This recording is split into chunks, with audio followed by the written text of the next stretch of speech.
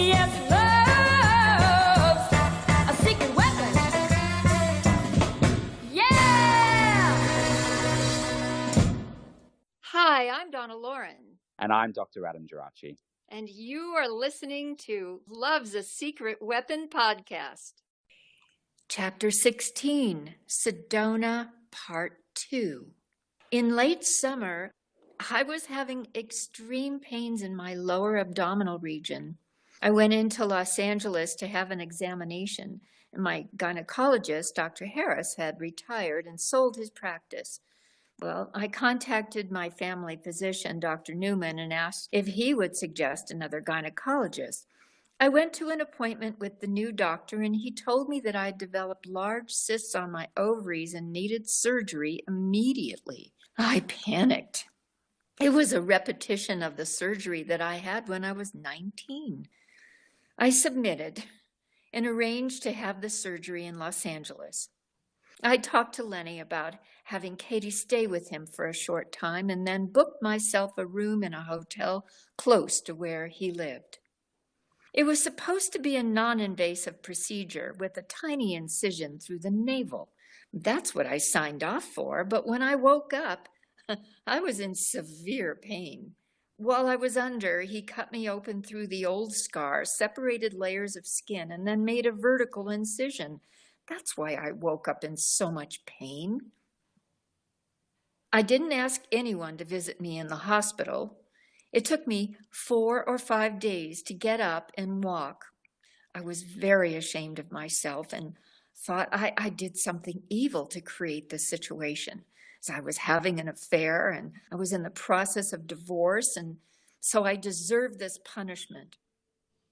A friend offered to drive me to the hotel where I stayed for 10 days.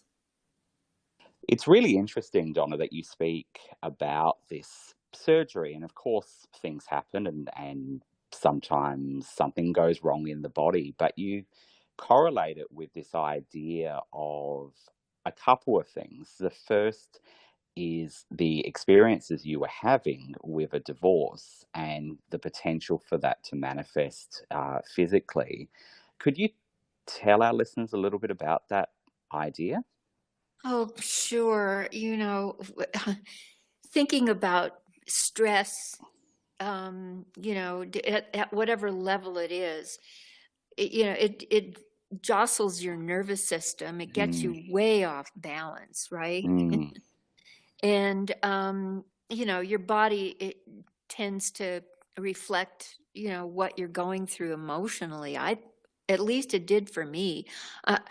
If I developed something toxic inside me, it's because, my world, my environment at that time became too toxic for me to, find that equilibrium. So I just think that, and the idea that when you're in an emotionally imbalanced environment, that making decisions is very difficult. And yes, if somebody tells you you need surgery and they're credible, that, sure, I would say it's good to get a second opinion, but I panicked. And I think that, I just, my emotional, state at that time just made me cave. No.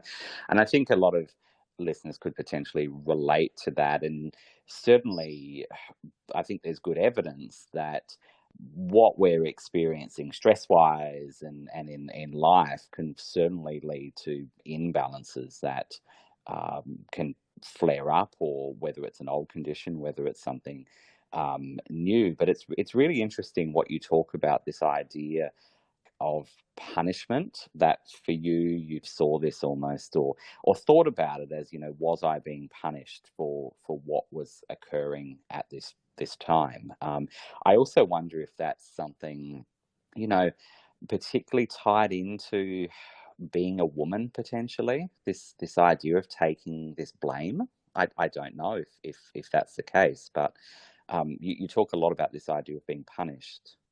Mm-hmm. Mm. Yeah, well, maybe it was about being a female, but I just think that I'd been programmed from the, proverbial get-go, Mm.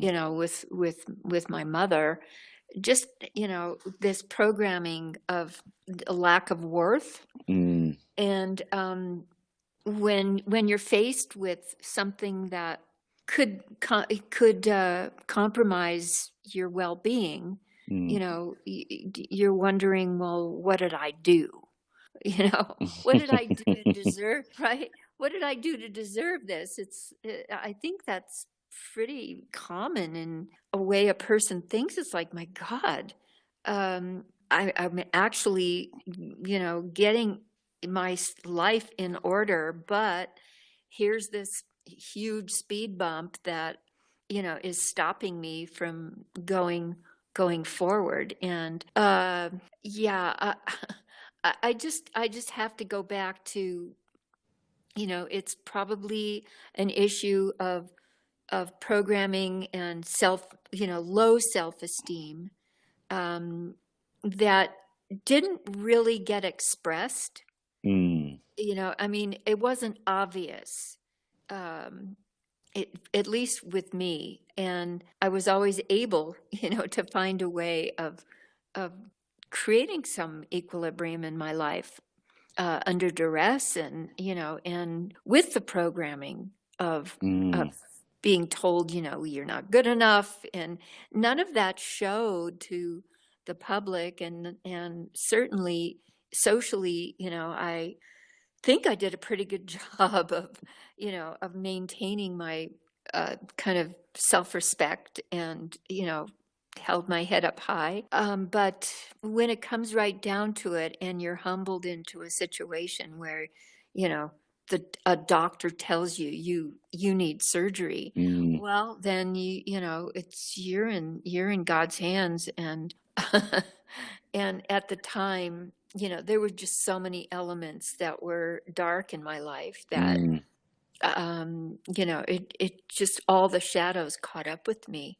I think that makes a lot of sense. And I certainly know from a psychological perspective, there's this idea called the just world hypothesis or just world beliefs, that we often have this idea that people, so-called get what they deserve. And so when other people are facing something, often we unfortunately go to this almost victim blaming idea of, oh, well, they're getting their chickens are coming home to roost. And I think we can also take that on ourselves, this idea of, I cause this in some way. But I think this is much more complex, as you're saying. It's this idea of beliefs about that. When someone gets ill, we often ourselves, if we get ill, think, what have I done to make this happen?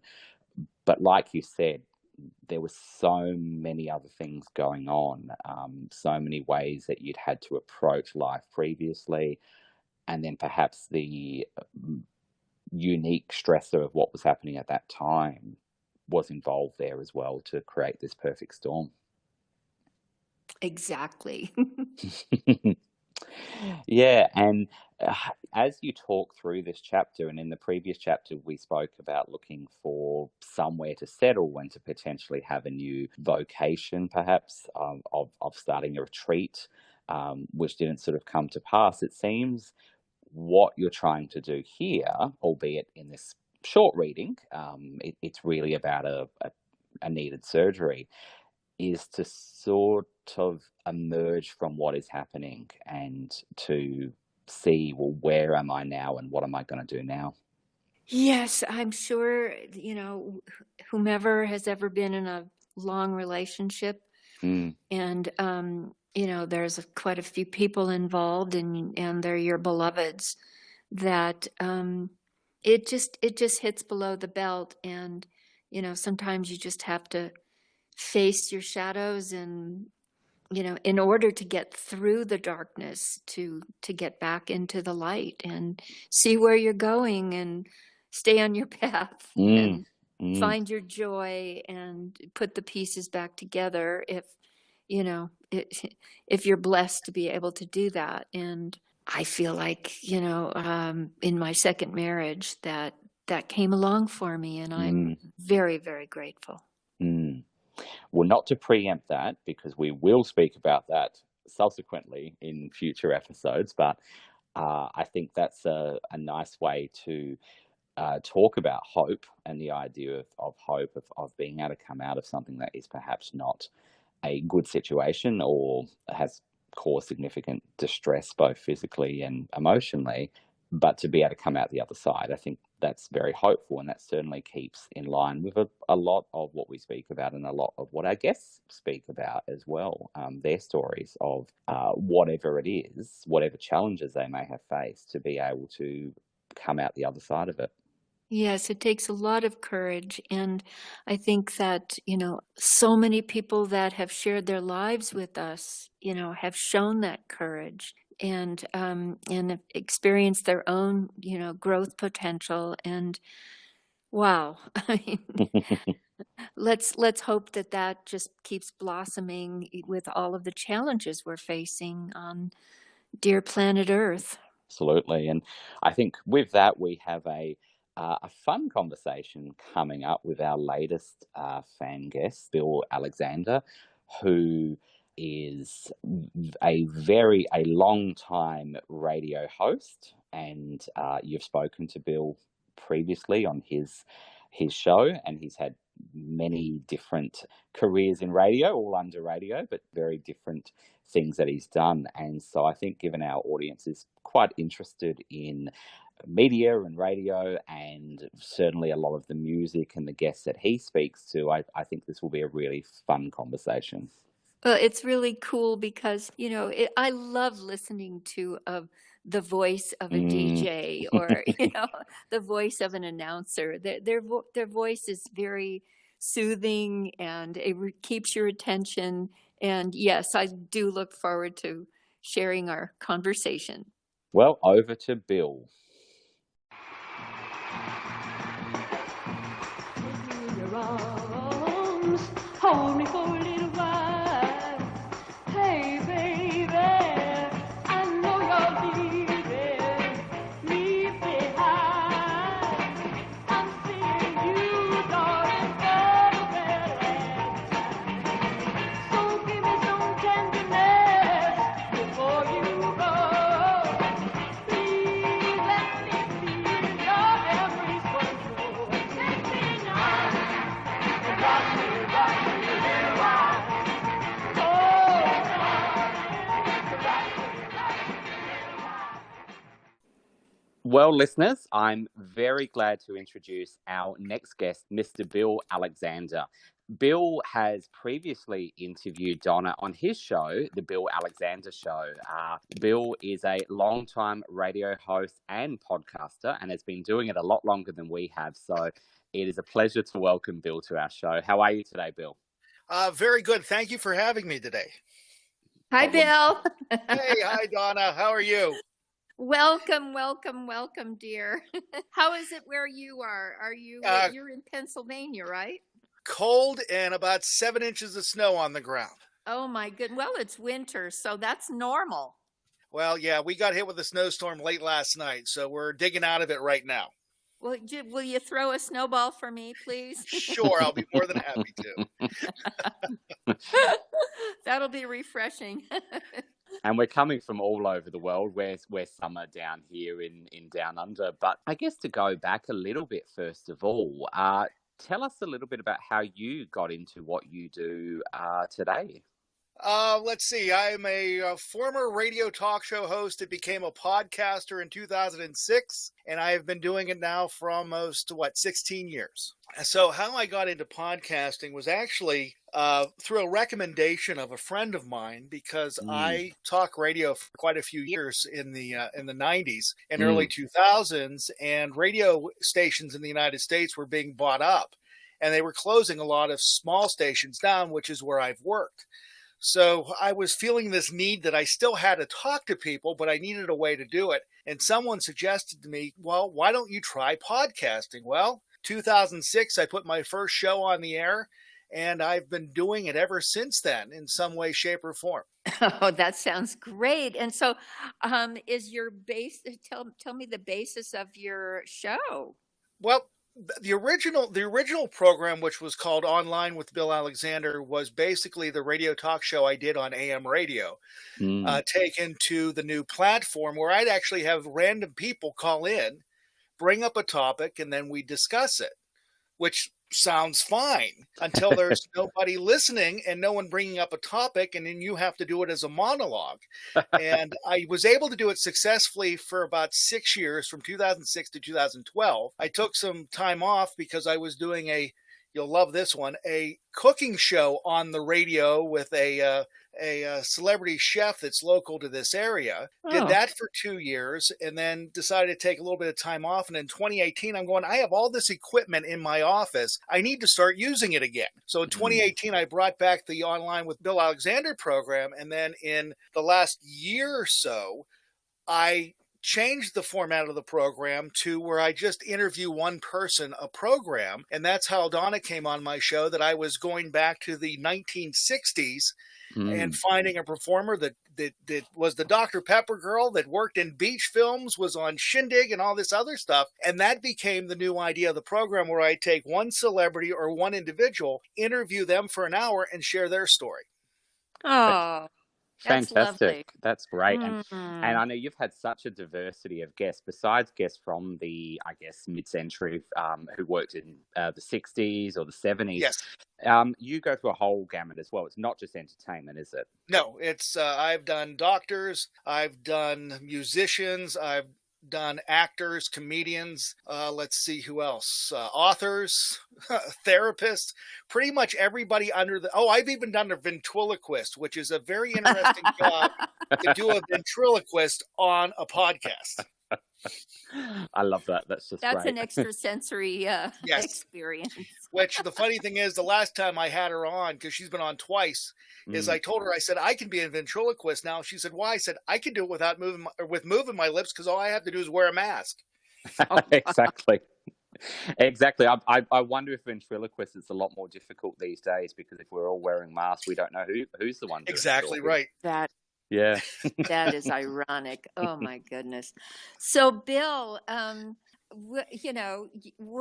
your interests in 60s, but in interviewing so many different people on so many different subjects, do you have a particular theme that you like to approach? Oh, good question. I was born in the mid-60s and grew up in the 70s and 80s. So I am very partial to the late 60s, early 70s.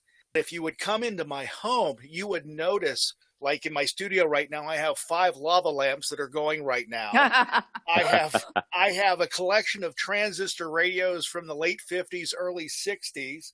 I have turntables that go back that far. I have a lot of stuff from that time period. And I have Donna. I've also interviewed recently Joanne Worley, who was on the TV program Laugh-In. Okay, Sure. now I have to ask you a big question. Go for it. Do you have an Avante in your driveway? No, I do not, but I have a 1973 VW Beetle in my garage. There you go. That was my lead question. Anyone that loves mid-century, actually into the early 70s, must have a vehicle that reflects that. Well, when you say mid-century, it makes me feel like I'm so old. It wasn't that long ago. Isn't it funny that you think, I even think back to the 90s and think that was a blink ago, and that was 30 years ago, which is I know. Insane. And certainly you've been doing this for since the 90s. What's really cool about it, though, is I have 3 kids. My oldest one is 21, my middle one's 17, and my youngest, my daughter, is 14. And they are also like the nostalgia. They like the retro stuff because they grew up with it. And it's kind of fun to look at that through their eyes, because something that's old, but it's not old to them, it's new. And mid-century, is what I refer to as, a certain culture and a certain way of life and an attitude, if your children have taken on that as well, how fun for you, to kind of just relive that period of time, but bring it to the present moment. And and appreciate, all you as well as your children and many generations to come, that time period. Especially, it's interesting how we look back at these performers. We've had performers that were icons that we watch day in and day, and we don't see that anymore because society has changed so much now that people don't want to be there every Wednesday night or every Saturday night just to watch something. Yeah, that's true. Absolutely. Gary?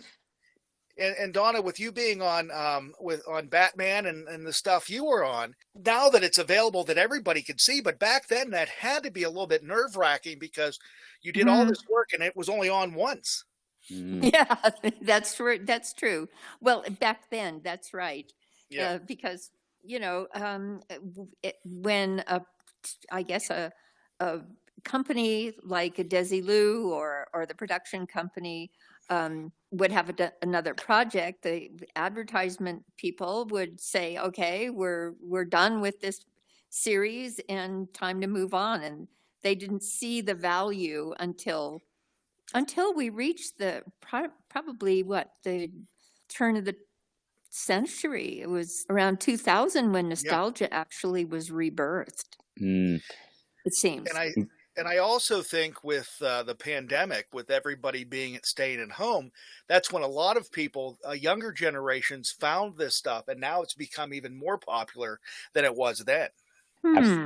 Absolutely. I think that's so true. But I do, like you, I think I miss a little bit of that appointment TV. It's great to be able to stream or binge in a weekend, but to go into work the next day and talk about what had been on TV the night before was a really fun thing to do. And looking back at it, just all the stuff that Donna was in the 1960s, I mean, I'm sure that with the Gomer Pyle, the Danny Thomas, the mother-in-laws and stuff like that she was the top of a conversation the following day around the water cooler when people watched things. Oh, I never thought about that. But honestly, you were something to look at that people wouldn't have seen on a regular basis. Okay. Hey, fight 'em, Woodrow Roosevelt. Beat 'em, Woodrow Roosevelt. Woodrow Roosevelt. Woodrow Roosevelt. Fight, fight, fight! Okay, kids, let's take a break, huh? That's very true. But besides, the year or so on Shindig, you'd pop up here and there, and of course, I guess Donna's personal appearances, which she did, hundreds of, as part of Dr. Pepper, as well. So, were you aware of Donna's career in the 60s, or were you a bit young then and you discovered it later, Phil? Actually, when I was a kid, this was in the early 70s, with snow days where you wouldn't go to school. You would be at home and you were watching TV. And now we had a station outside of Pittsburgh. It was a low-powered station that we would watch, and they would run all the beach movies, beach blanket movies. First time I realized who Donna was, because I didn't realize who and I'm looking at it, and I had this thing come up about interviewing her, and I'm going, I know that face, I know that face, I know that face. And then I went back and I looked at the movie and I'm going, now I know who that is. I had a crush on her when I was like 8 years old. Oh, now you're making me blush. Well, the funny thing is, Donna, I told you that in the interview whenever you were on with me, because when you were in Beach Blanket Bingo. So again, that was just how I knew who she was. And then I started paying attention because I didn't realize she was one of the singers on Shindig and who she worked with there, and then the albums and everything else. So just that little glimmer, then it opened up my whole memory bank when I know who that is, to do that and actually be able to talk to her. Whoa, that's the secret of the whole affair. Give a little love and tender care. If you're gonna get him and keep him there, then love's the secret weapon. And what's also really nice about it is, and I don't know if you know this, Adam, is that I do a program on an oldie station called the Oldies Diner for my show, introducing her music when I played on. That's fantastic. That's great. Oh my gosh, what a period of time that you've captured and you've continued to perpetuate so that you and your children can continue to enjoy it. And do your children have friends that enjoy it as well? My oldest son is waiting from college this May. The kid has a voice if any agent heard him right now, they would snatch him up. Now I know I'm a dad, and I'm a little bit biased, but he loves that time period, especially with theater and with stage performances. And he's had the pleasure of doing some of them Xanadu last summer, which was hilarious. Not only did he have to sing and act, he had to do it on roller skates. Oh, gosh. I didn't know my kid could skate. But boy, he skated all right, and it was amazing to watch. Oh, so yeah, he really enjoys it. My middle son Andrew, he loves the music from that time period, especially a lot of the beach stuff from the 1960s, 1970s. So it's kind of cool. And my daughter's now getting introduced to it, and she's 14. So I just love hearing that. That is so lovely. And do they collect vinyl? Do you have a vinyl collection? I have a very large vinyl collection sitting behind me. And I actually have a couple pieces of yours in vinyl behind me. And actually all three kids of mine collect vinyl. They all have their own turntables, and they like vinyl better because it has a better sound to them. It's much warmer. Yes, it is. It is, and absolutely. You have that tactile experience. Dr. Adam, do you have a turntable? We do. We have we're building a collection at the moment, and like you're saying, Bill and Donna, I think it is about the better sound. I just think it's a nicer sound, as well as having the album cover. That's something with streaming. Yes, definitely. We just don't have it. So fun to open up a flip and to take the record out of that piece of plastic and put it on the vinyl. It's an experience. Well, I have to share with both of you that I am living in a historic town in Arizona, and I'm new here. I came from Palm Springs, and where mid-century modern is, that's the lifestyle. But moving here recently, I stumbled into of all things, an olive oil store. And that was the lure. And walking into this space with album covers framed on beautifully on beautiful brick walls that feel like a New York loft. And the olive oil, how do you say, the fellow that has the store there is a collector. And he has a museum's worth of his own albums, but all in frames and all on display. And it seems to be contagious, I mean, this whole idea of the collecting the art as well as listening to the music. Absolutely. And when we think about, even your album cover, Donna, the Beach Blanket Bingo album, which was photographed by George German, who did so many album covers for Capitol and Pet Sounds.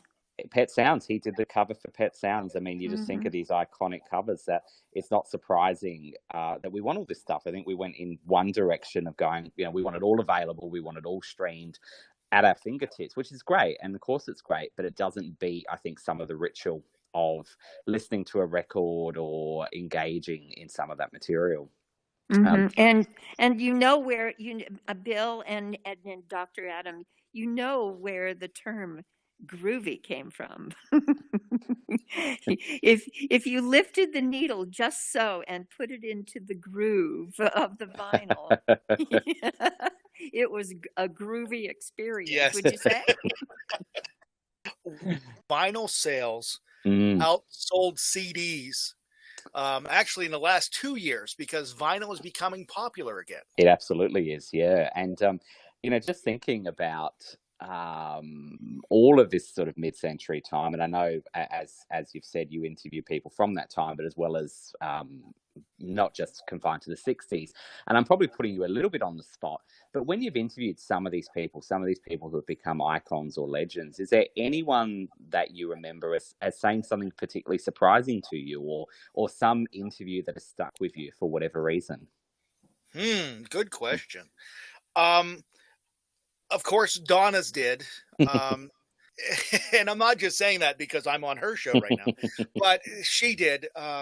I have talked to Fabian, actually friends with Fabian, and I've talked to him. He has been very, very open about his start of his career and everything else. Turn me loose, I say. This is the first time I ever felt this way. Gonna get 1,000 kicks or kiss 1,000 chicks. So turn me loose. Dina Martin, who was wonderful, talking about her dad and talking about her career, because not only, I mean, her dad had a great career, but she also was on TVs too. She was also on the Monkees, and she was doing the dating game. Yeah. Ain't got a barrel of money. Maybe we're ragged and funny. I'll travel along, singing a song, side by side. So she had a career, and it was fun talking to her.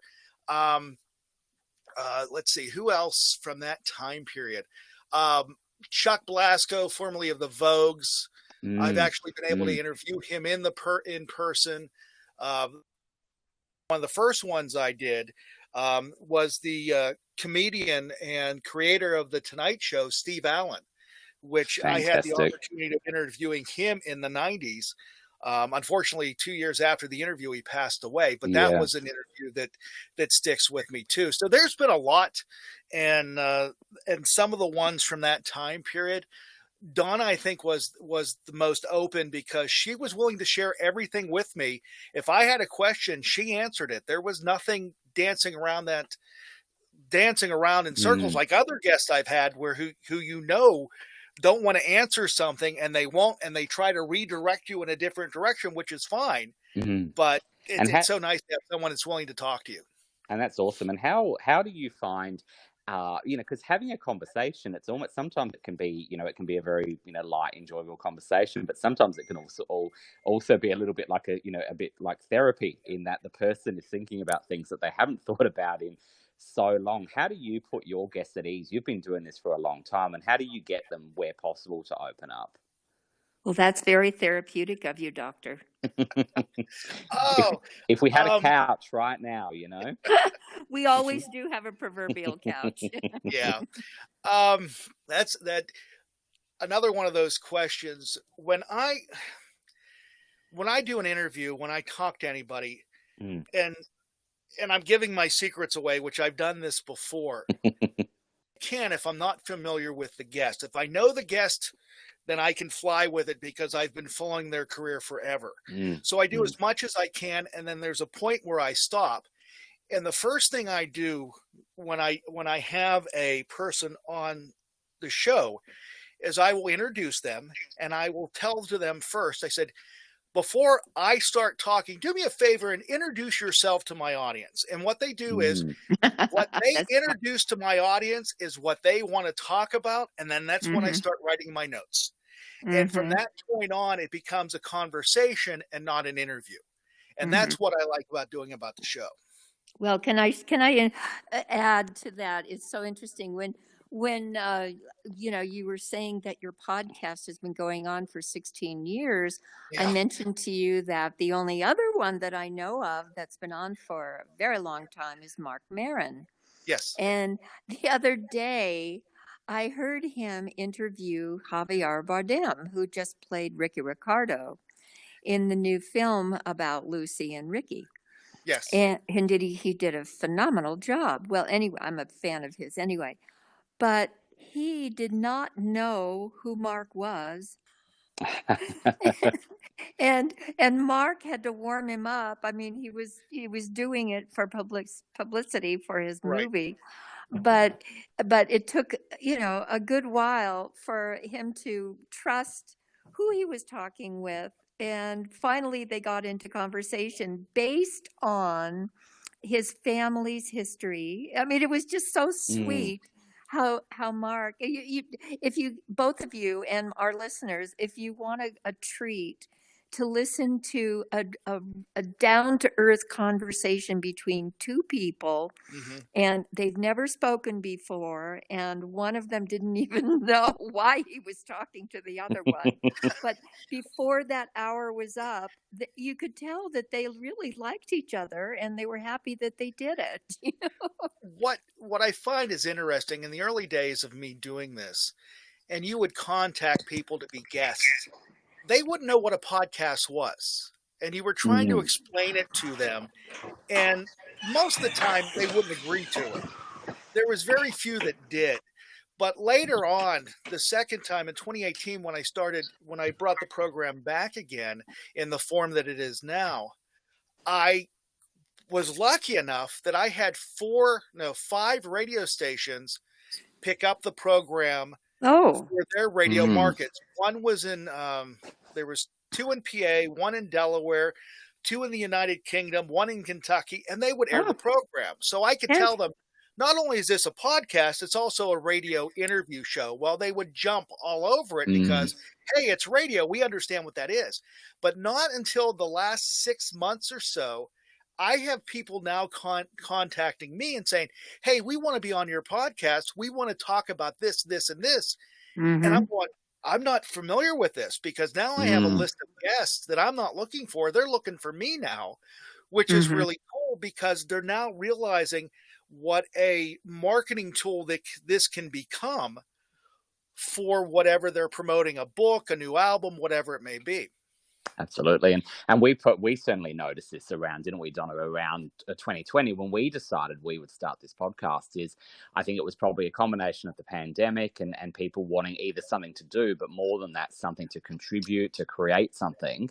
And now we're in this world of the podcasts. Right. Yes. Well, it's a time when we feel disconnected and isolated on one level, but united on another level through technology.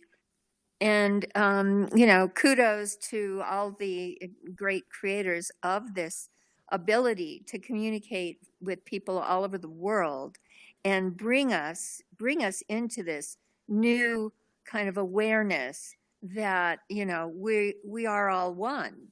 We all have the same basic needs and the basic interest to, live our lives in and how to contribute and what makes us happy and what makes us unhappy. And if we can share that together, this is the greatest vehicle.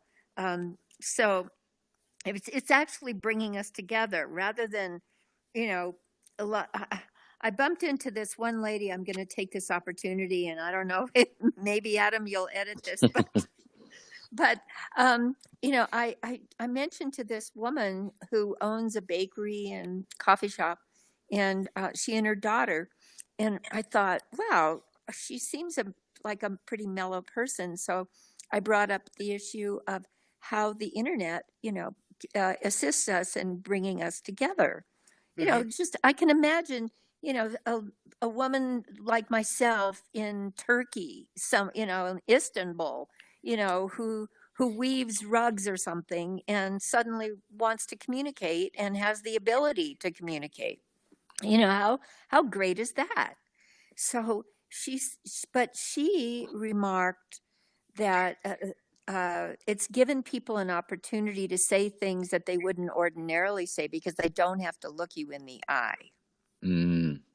Right. And as you're saying, you and I were talking, and Dr. Adam and I talk, that we're open with each other.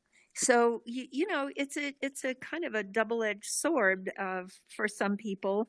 And I'm just so thrilled that, that this particular venue gives us an opportunity to show to ourselves and to others, to you both and to myself, that the distance really doesn't exist, that we can come together and virtually be together, even though we're thousands of miles apart, because we are all one. We're all on this tiny little blue marble, Well, what's interesting to me is because of what we've dealt with the last 2.5 years, technology has moved so far ahead. Mm, And when I started doing this, it was an audio only. mm, But now, for some reason, people want to see me for some reason, and they want to see the guests. So mm, we've been doing them as Zoom calls and mm, recording them and playing them back, which is very interesting because people then get this connection between the host, the guests, and themselves, and they can become one with the program. But the mm, thing I think is really interesting is, Dr. Adam, you're in Australia right now. mm-hmm. I'm in Western Pennsylvania, and Donna is in Arizona. 20 years ago, did we ever think we'd be able to do something like this where all three of us could be on the same program, having a conversation at the same time, let alone you're being into tomorrow already, Yeah. and we're still back in today? Okay, now I must insert, okay? Again, I remember, oh gosh, what year was this? It was about the early 80s. And I don't think I've spoken about this. I had an opportunity to go to Pierre Cosette, and he used to actually do the Academy Awards. Mm, And he was interested in doing a shindig reunion. At the time, it would have been a 20-year reunion. mm, And he and I were conceiving of doing simultaneous broadcasts, one from Albert Hall, one from Radio City in New York, and one from California at the Universal Amphitheater, and mm. all state of the art. And that would be televised, and that was a concept that we were talking about. And I know that it happened, not my particular production, but I know that it happened remotely when I went to the Grammys, Mm. and Stevie Wonder won the award for the album. Oh gosh, the album, now my brain is Songs in the Key of Life. Mm. And he was in Nigeria performing it with a bit of a stutter in the technology, Mm. but whatever year that was definitely in the 70s. So, we were attempting to connect, but it's not as it is today, not as, Yeah. And not and as the smooth. and the thing about now is, even I think what's happened with podcasts, because we're all recording from home, or most of us are. Yes. Unless you've got a studio where you can really control some of the audio, it's not unusual to hear a barking dog in the background or a siren, and we've just sort of taken that on as that's absolutely fine. It kind of adds to the authenticity of it. Yes, you really do feel like you're knocking on someone's back door and you're visiting your neighbor, right? Yeah. Or some of us that decided they were going to put a studio in their house, and they were going to lock themselves in a room every so often so they could do this. Yeah, no, I know what you're saying. Today, the heck with anybody else. You can go in, buy a $50 microphone, plug it in the back of your computer, and you have your own show. Yeah, absolutely, and you do. And that's what amazes me, that the technology has moved so far, so fast, that everybody could do it. Well, not that they should, but everybody can do it. I know everybody can try to do it, but let's face it, Bill. You do have an announcer's voice. You have a DJ's Oh well, thank voice. you very much. So I was you just are thinking suited, that. right?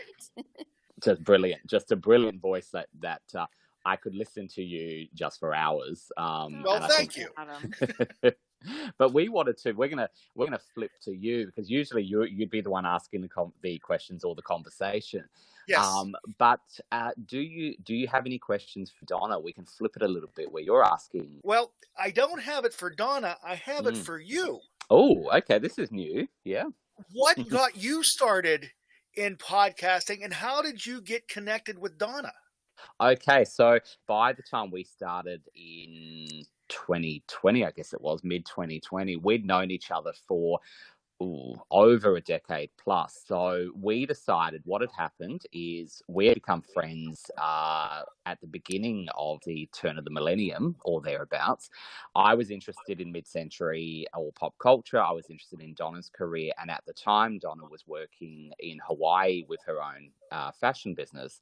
And so I contacted Donna through her website, and her husband, Jared, responded, because at the time they had some of her 60s work on that website, but it was predominantly about her fashion business. And we got to talking, and I was at university and was interested in interviewing her for some of the things I was doing at uni in television and film. So I interviewed her, and we kept in touch for many years after that, until I visited in 2011, I think it was. And around that time, Donna was interested in writing her memoir. And so we collaborated on that over several years, and that's eventually become the podcast. We sort of had this long manuscript sitting around and thought, what should we do with this? And when, I guess, COVID happened, we thought, what could we put out there and what would be interesting to have a conversation about? And that's how the podcast started, where it was really about Donna reading a section of the book and then us having a conversation about it. So the podcasting kind of came after a long association. Because I'm looking at when you guys first produced your first one, Mm. and when I had Donna on my program, that you were only about 4 shows in before Donna came onto my program. It would have been, yeah. And certainly, I mean, I work in psychology, and so I've done radio before for on other people's shows for psychology related things, but this was all new for us. So I haven't listened. I don't know, Don, if you've listened recently to some of the old shows. I'm not sure if we sound different or we've evolved. I'm sure we've evolved, but it would be interesting to go back and listen to some of those, because we probably didn't necessarily know what we were doing other than the experiences that, Donna had obviously been interviewed, Right. hundreds of times over the years, and so Well, on. Mm. may I interrupt? But, Adam, you and I, and Bill, I would say, to include you in our relationship, in our friendship, is that, when you can communicate with someone, that is such a treasure, and be completely honest with each other. And especially in my situation, when I started thinking about writing my memoir, and the emotional aspects of my life and the changes that occurred, I really felt that Dr. Adam's capability of helping me analyze, the various situations that I went through, helped me, help me feel I could understand more. When you reflect, at least when I reflect, as a young, from a very young person and then into adulthood, all the changes that occur. And when you're in it, you're just going for it all the time. And so he's really, really helped me kind of just make sense of it all. Or I'm still still trying to make sense of it, to tell you the truth. Yeah. And I think it goes towards what Bill was talking about, this idea that you can go in and you do your research, of course, and you need, you want to know the facts of someone's life or career. But it's about, I think, Bill, what you were saying, that curiosity, that when you're curious with someone, yes, you've got a certain amount of time for your show if you're sticking to a time limit or something like that, and you want to make sure you cover certain things. But when you can go in the direction, I guess, of asking curious questions and being genuinely interested in the person, I think that does a lot of the work. Yeah. And I agree with you on that. So the other question I have is, when did you decide to have regular people on the show like myself to talk about Donna and talk about the podcast and everything? Because I think this is a very interesting concept. Yeah, I'll step in if you don't mind, Adam. Yeah, for sure. I enjoy talking with all kinds of people, Bill, as you do. But, I felt that everybody has a story.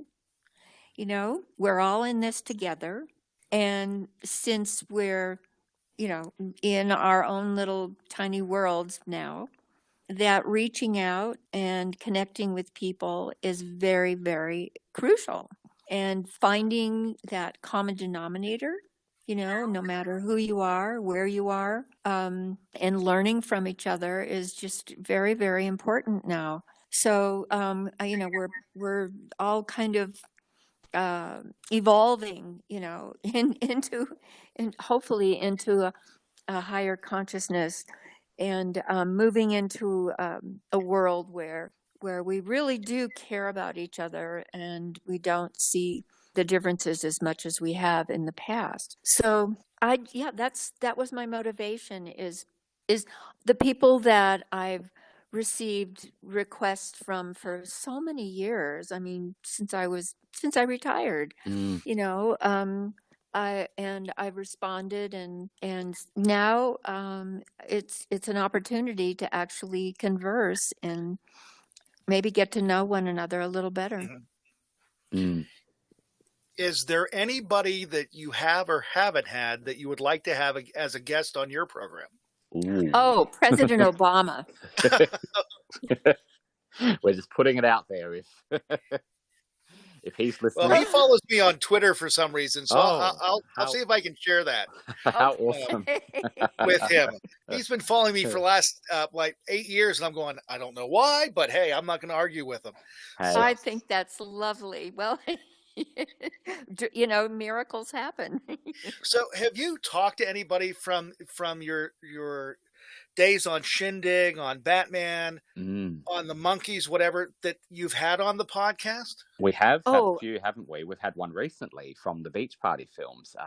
Bobby Shaw came on to a recent episode. Yeah. I find that interesting, especially when you have somebody that, Donna, you worked with closely, just to hear those stories between you two. Mm.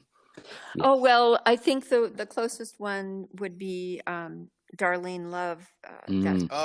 When we worked together on Shindig, and what she had to go through in terms of being on a show that was so controversial, because of mixing races on the same stage in 1964, when it just hadn't happened before. And it's kind of music is the common thread. Music brings us all together, but when it comes to business, and we're still going through it, people have their opinions and have their feelings, and it was really tough. So she and I discussed some of that, and also the incredible talent that came to be on the stage together. And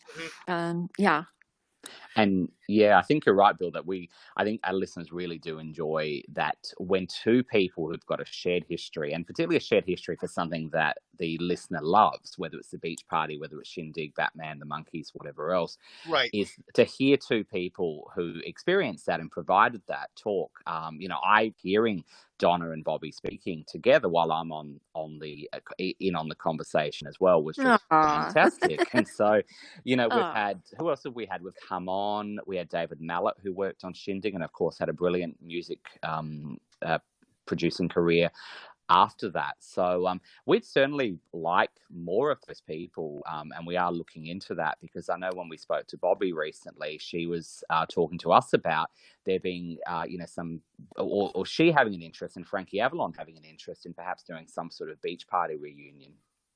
I'm jealous now. Well, isn't he almost a neighbor of yours? He lives in Pennsylvania, doesn't he? Yeah, he lives on the other side of the state, but yeah. Right, the one that lives close to me is Fabian. He only lives about a half hour away from me, so.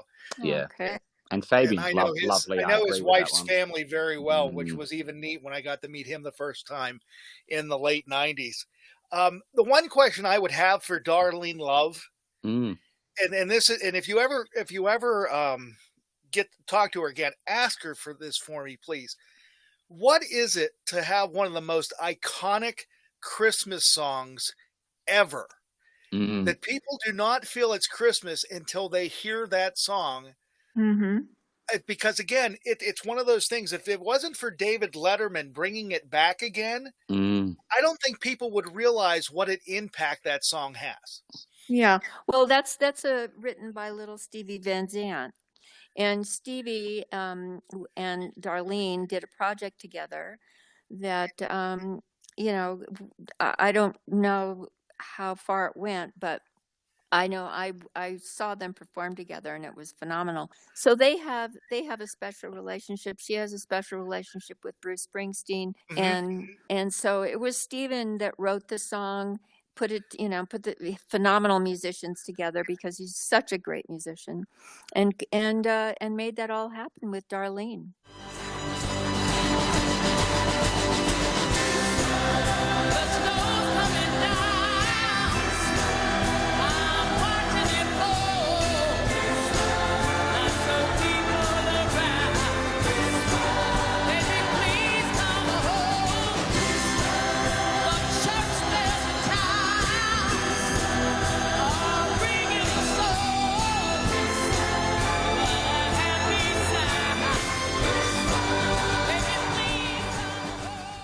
Yeah, it's just amazing. It really is.